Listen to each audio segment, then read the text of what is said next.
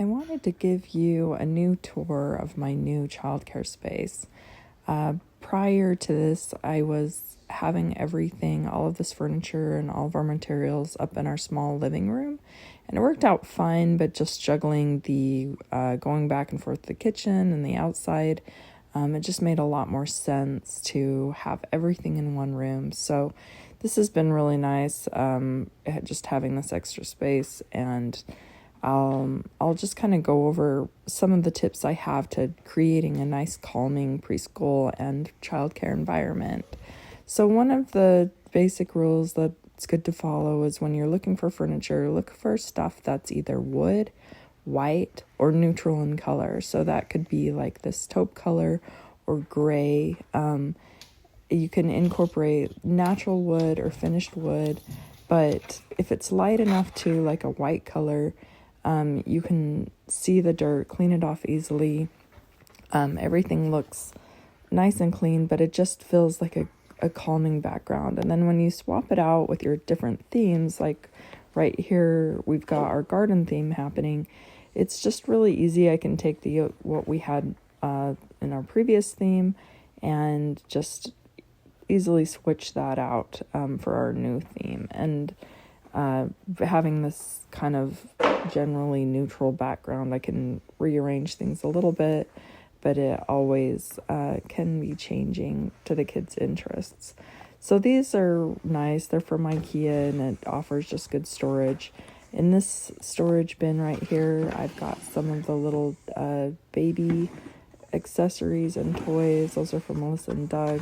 And then these are from Lakeshore Learning, I think. They're babies that are all different skin tone, and which is kind of nice. It creates a nice diverse environment for your kids to play in. And then also we've got our some bean bags here, and sometimes things get rearranged, but for the most part the kids really they easily memorize what's where. A lot of people like to label these bins, but in my mind, I guess it's good to have that environmental print around, but at the same time, for it, to me, adds a lot more visual clutter. And this just, maybe one day I'll add something there, some photographs if I find some signs that I like, but I just kind of like it generally neutral right now. Not to mention I can switch that out, but for the most part, the kids, they know where the things go. It's pretty easy and you don't have too much. And these cubbies are from IKEA are great too. One nice kind of open spot. You can see the light can come through.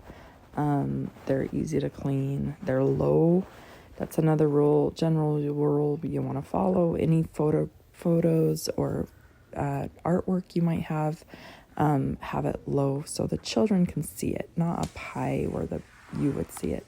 Have it accessible to them, and get down on the floor. Make sure everything you see is easily available. I've got some of my Montessori materials work good in here. For the infants, I have a crawler now. She can crawl right up and get to what she wants. It's the end of the day. I'm still kind of getting things put back.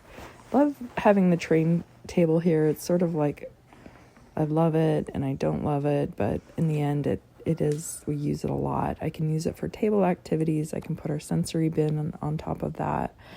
Underneath, I kind of just use it as storage for some of our gross motor stuff that I want to hide away. I've got these river rocks or stones that are fun for the kids to walk on with and play music or do the hot lava game. These are like little rocker seats. I noticed the kids wanted to sit in bins, and I could tell it was just a need. They were feeling like they needed to sit inside of something. I found these, and they've been a lot of fun. They can make them into anything, use their creative minds with those. And then over here, like, I've still tried to kind of separate things out. This might be more of my math area. I've got nagging tiles, things that link together in geometric shapes.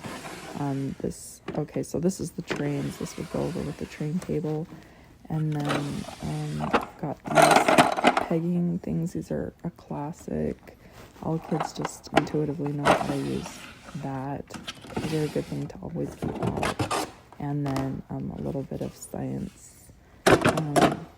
These are sensory. I'm just stuff that we can grab when we need, and then also some color blocks. I'll move these out sometimes in the open for the kids to have access. I'll just pull these Legos out, I'll put them on the train table, and kids always have to have the Legos all the time. And these bristle blocks. A lot of these that I'm showing you right now that the kids they're pretty good about putting them away, I can keep out in our classroom all the time.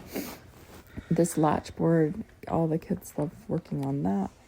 And our bookshelves over here, there's a lot of books on here right now, but right now the kids are managing it. They love the books. They love before rest time, they know to come over and grab a book. And then this nice open dollhouse where a few kids can play in at the same time. And I don't use the original people with that. I use the little people, and they're really nice because they're super easy to wash. But yeah, so I hope you enjoyed this nice tour of our nice calming preschool environment. It's not always calming in here. Sometimes it does get pretty messy and chaotic, but for the most part, following these general rules has helped a lot in keeping the nice calming feeling in here.